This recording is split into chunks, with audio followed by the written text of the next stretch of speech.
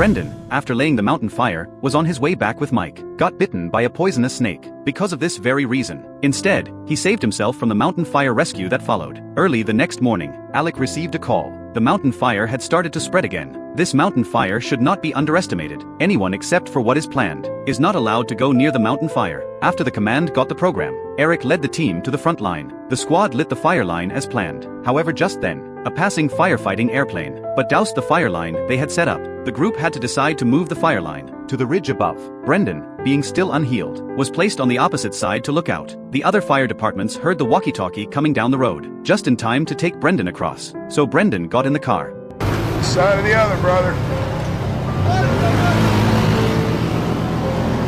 Don't miss me too much! The figures of his teammates were gradually enveloped in smoke. It meant a tragedy was imminent, yet there was a storm that was spreading. The third mountain fire perimeter was quickly falling. Brendan began to worry about his comrades who were evacuating. The fire was spreading faster than imaginable. The mountains that were intact just moments ago, it was instantly enveloped in smoke. The fire burned in front of them. Eric felt that the situation was not right. He hurriedly turned back to join his comrades. Inform everyone. Immediately set up fire stations in place, because it was too late to return to the top. In the blink of an eye, the fire surrounded the ranch. Eric used his walkie-talkie to call for firefighting airplane support. Just then, a fire plane flew over. Eric reported to the other side that he was below.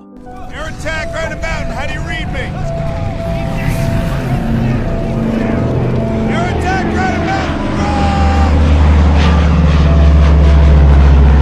The fire plane just swept over their heads. Eric knew in despair these fresh lives would stop for the day. He tried calling staff over the intercom to report his situation to his superiors. The fire had burned back. Eric immediately took cover for them. They took out their fire cover, feet facing the direction of the fire like they trained before. They gave the newcomers the center position where they were most likely to survive. Eric asked the captain to go to the center as well. He wanted the Granite Mountain Fire Department to still have an OC left. Everyone donned their fire covers. They did all they could. Now it was all that could be left to fate. The fire overwhelmed them instantly, until the mountain fire was over. The search and rescue team found the crowd's fire station, the tools that were scattered and the intercom equipment that was too late to be put away, quietly lying on the ground. Speaking of the traces of their efforts for life, yet all have lost their lives. All 20 members of the Granite Mountain Pioneers, except Brendan, were killed. The movie was made in 2013, adapted from a true story that happened in the United States. This is not just a movie, rather, it is the story of the lives of these retrogrades. He let more people know, those flesh and blood warriors, as we bathe in rain and sunshine,